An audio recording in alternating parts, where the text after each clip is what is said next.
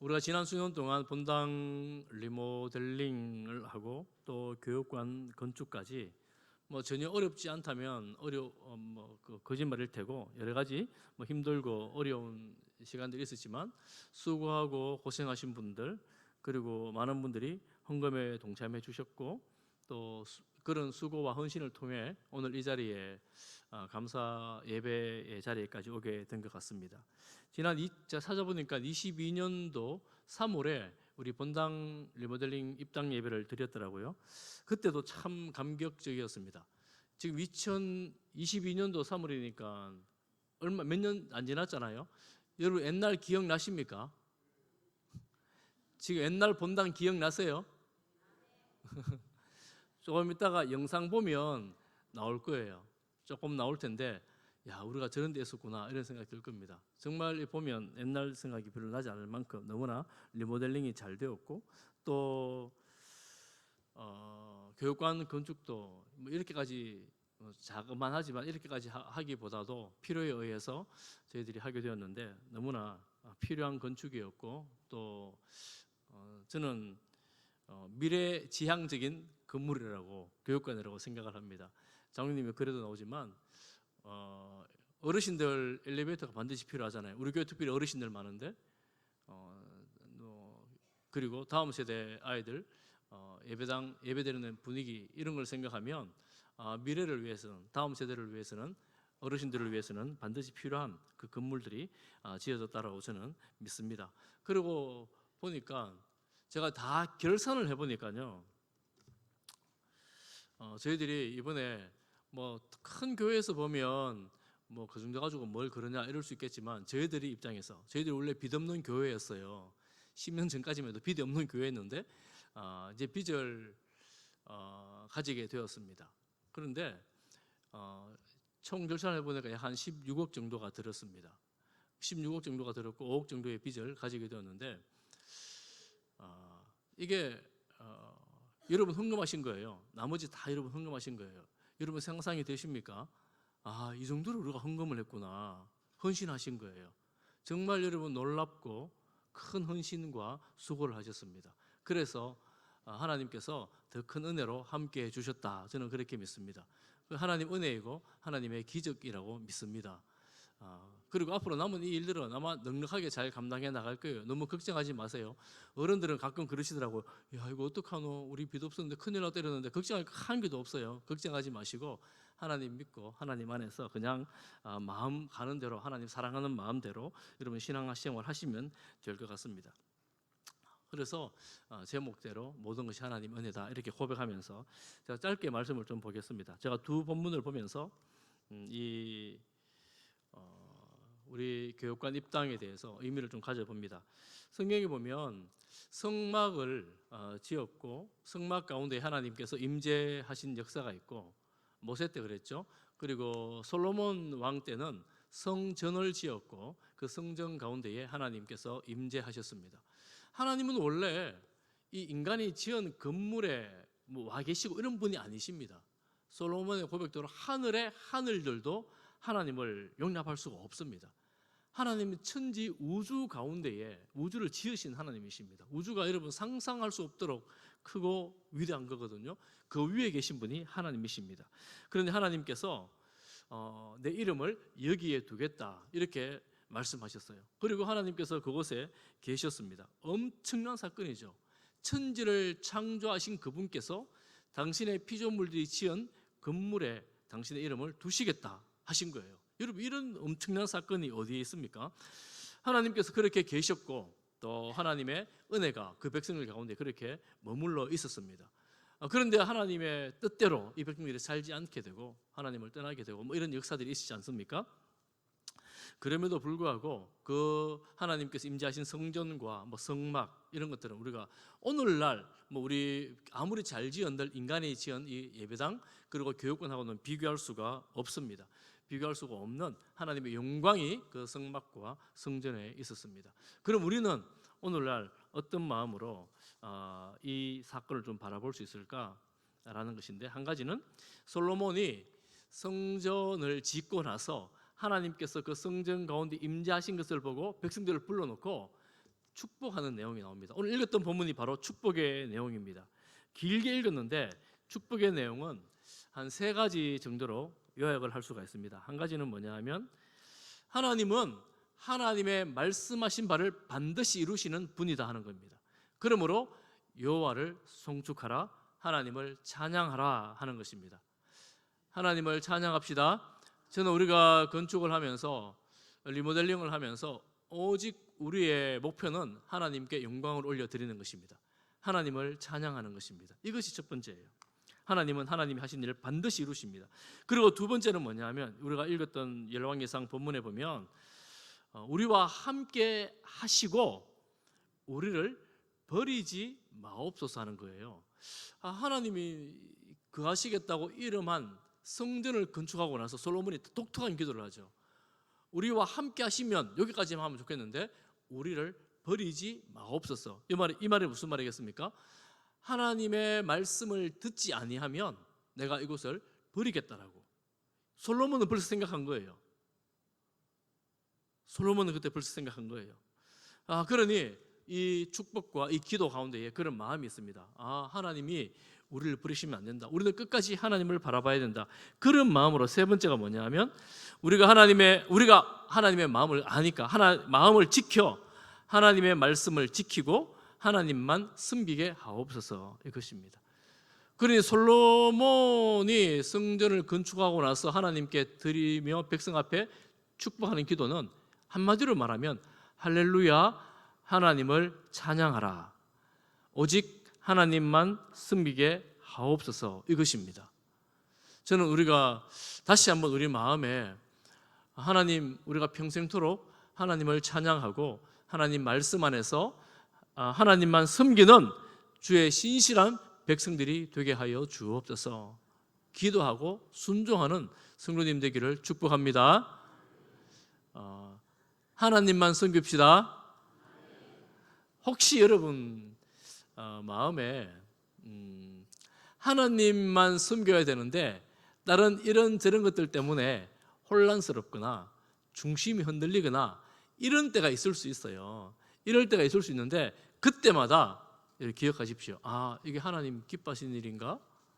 그때마다 중심을 다시 잡으시기 바랍니다. 우리가 은혜로 살아왔는데 오늘 이 자리가 은혜의 자리인데 그 은혜를 벗어날 수는 없지. 오직 하나님만 섬기겠습니다. 이런 결단을 하며 살아갈 수 있기를 바라겠습니다. 저를 따라합니다. 오직 하나님만 섬기겠습니다. 말씀 듣고 순종하겠습니다. 우리 성도의 고백이 되었으면 좋겠습니다. 두 번째 제가 볼 것은 그러면 우리가 이 공간에서 무엇을 해야 될 것인가, 어떤 사역을 펼쳐나가야 될 것인가 하는 것들을 가장 기본적인 관점에서 다시 한번 봅니다.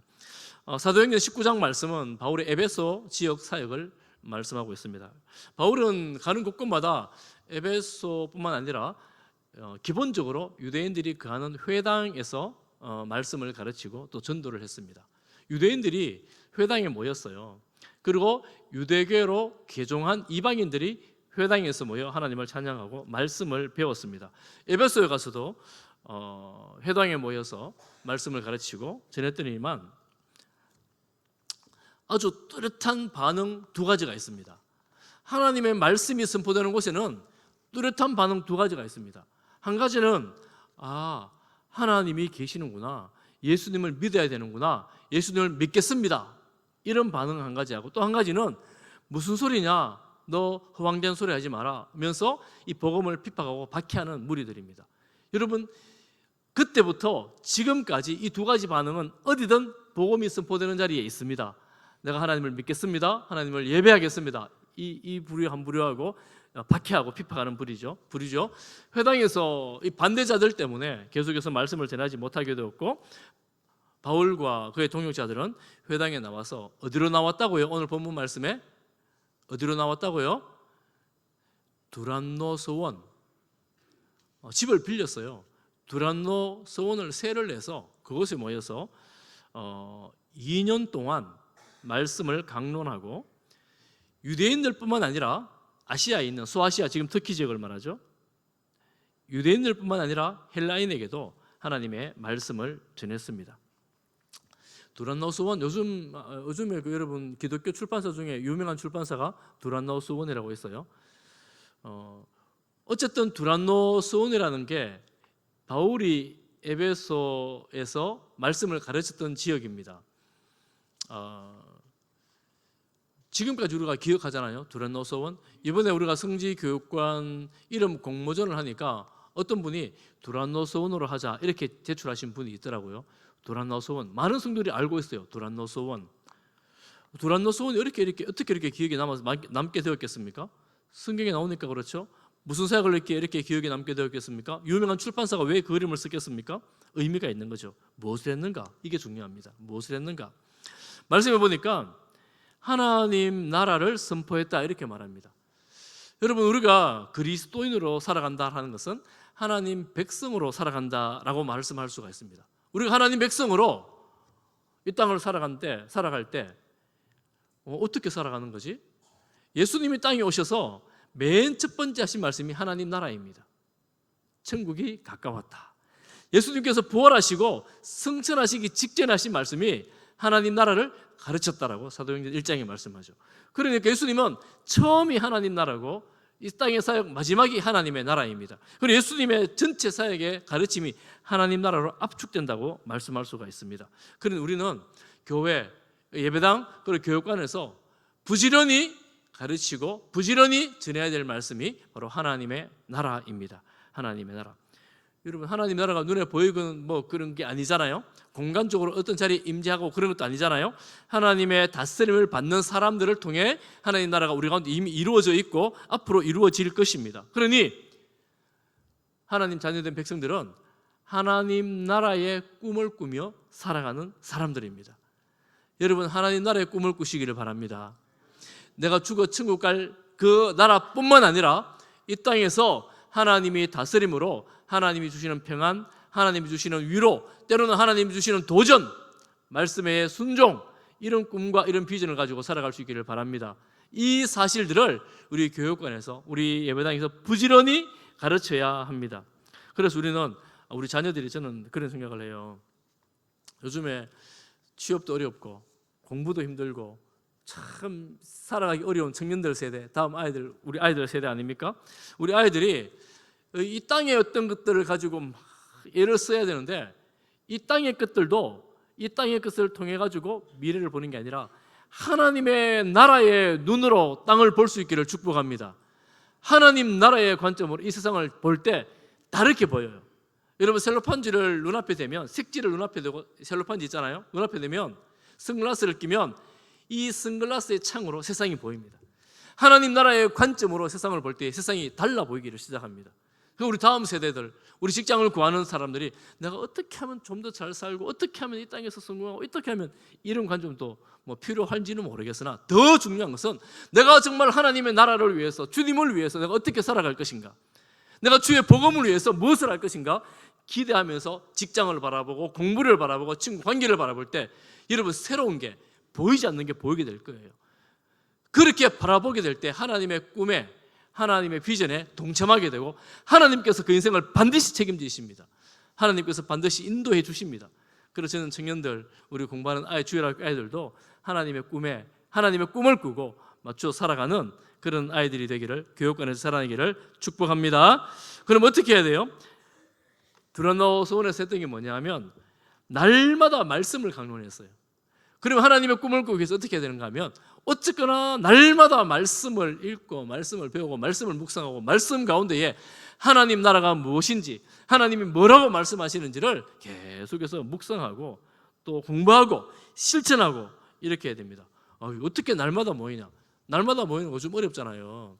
여러분 그거 아시죠? 신천지들은 옛날에 무료 신경신하고 이거 하면서 일주일에 3번 2시간씩 처음부터, 그리고 그네들 공식적인 모임 2번 더해서 공식적으로 일주일 5번씩 모여가지고 신천지 공부를 했어요. 성경을 공부를 했어요. 그래서 신천지가 순식간에 그때 처음에는 14만 그러다가 20만 그러고 지금은 매년 10만씩 막 이러면서 그러잖아요. 야, 이단들은 그렇게 열심히 공부를 하는데 우리는 하나님 말씀을 잘 읽지도 않지 않아요? 성경을 읽어야 합니다.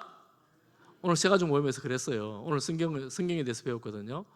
우리는 개신교인데 성경을 읽어야 된다고, 성경이 제일 중요하다고 이 캐톨릭에서 나온 개신교인데, 개신교 성도들만큼 성경을 별로 안 읽는 성도들도 별로 없어요. 그러니 우리가 예수님을 따르는 주님의 제자로 성경을 읽읍시다.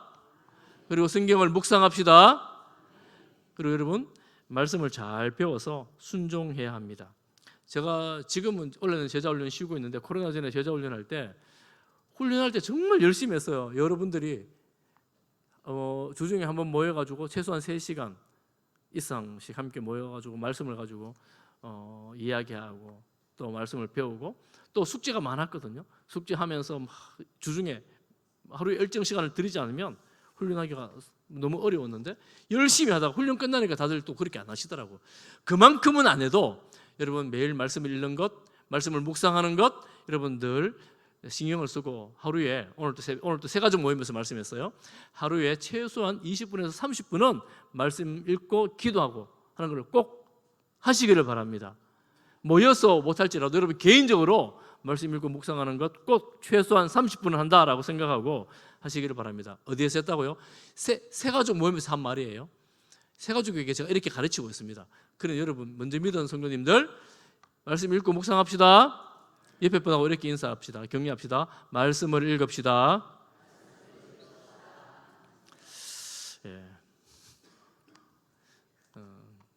말씀을 매일 읽어야 됩니다. 세 번째, 수란노 손에 보니까 믿는 사람만 모인 게 아니에요. 유대인들만 모인 것도 아닙니다. 유대인들과 헬라인들이 모여 다 주의 말씀을 들었습니다. 여러분, 주님의 교회는 배제되는 사람이 없습니다. 누구든 어떤 찬송가처럼 아무나 오라, 아무나 오라. 누구든 다 들어와야 하고 주의 말씀을 들어야 합니다. 그러면 그 사람들이 뭐 다 믿나요? 다 믿든지 안 믿든지 그건 우리 소관이 아니고 하나님께서 그 심령을 알아서 붙들어 주실 것이고, 우리는 누구라도 주님의 말씀을 듣고 누구라도 말씀 앞에 반응할 수 있도록 기회를 주고, 또 누구라도 하나님의 사랑을 깨달을 수 있도록 사랑하고 배려하고 섬기는 그런 삶을 살아가야 합니다. 우리가 주님의 말씀 앞에 우리 자신을 올려드리며 말씀 앞에 말씀으로 살아가지고 권하고 말씀으로 믿음의 교제를 나눌 때에 그 은혜가 우리의 심령을 살리는 것을 경험하게 될 겁니다. 제가 정말 감사한 것 한 가지는 뭐냐면, 우리가 이번에 리모델링을 하면서 우리 본당 지하를 다 고쳤잖아요. 본당 지하를 고치고 제가 이제 주일날 이렇게 한번 시간이 잘 없지만 새가족 모임 맞춰 한번 쭉 돌아다 보면 방마다 최소한 한 달에 2번 이상은 방마다 막 성도들이 모여가지고 소그룹하고 있고 뭘 하는지 열심히 하고 있어요. 얼마나 흐뭇하고 좋은지. 예전에는 지하실 내려가지도 않았잖아요. 뭐 있는지도 몰랐잖아요. 지금은 뭐 주일만 되면 방마다 다 내려가가지고 뭐 한다고 열심히 뭘 하고 계세요. 너무나 감사하고, 여러분 그렇게 모일 때마다 말씀의 교제를 나눌 때마다 은혜가 있고 기쁨이 있고 감사가 있고 풍성한 나눔이 있기를 축복합니다.